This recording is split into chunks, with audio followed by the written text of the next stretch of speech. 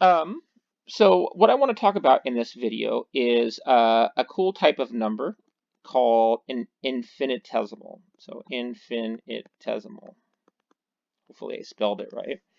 So infinitesimal is the opposite of infinity. So if you can think of something as if something's infinitely large, then the idea of dividing by infinity should be something that's infinitely small in a certain way of thinking. And so that's the kind of thinking that led to the idea of an infinitesimal. So the notation I'll be using will be d. I'll put a d in front. So I'll say dx or dy or df or dw, or I'll just put the d. So that's sort of its borrowed notation from calculus. So before I talk about infinitesimals, let me talk about big numbers. So if you're talking about a big number, so 1,000 is a big number. It's definitely true that if you square a big number, you get a number that's that much bigger. So 1,000 squared would be 1 million. 1,000 cubed would be 1, 1 billion. So as you keep squaring them and cubing them and so on, they get bigger and bigger and bigger and bigger at a very, very fast rate.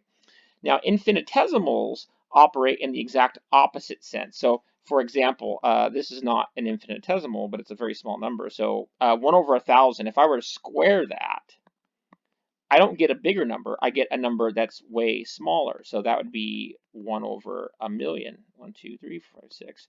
So with infinitesimals, when you square them, when you take them, when you raise them to powers, like you square them, you cube them, you whatever, they become ever more small. So that's a very important concept. So, for example, just to give you just a definition that is workable for an infinitesimal.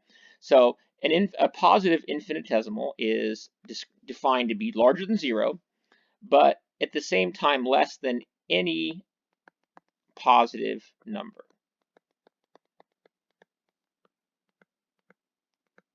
Okay, so any positive number. So it doesn't. I don't care what positive number you think of. So here's a small positive number.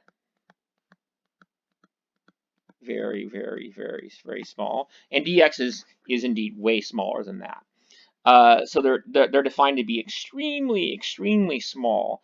And again, what's really important is to understand that dx is much bigger than dx squared, which is much, much bigger than dx cubed, and so on and so on.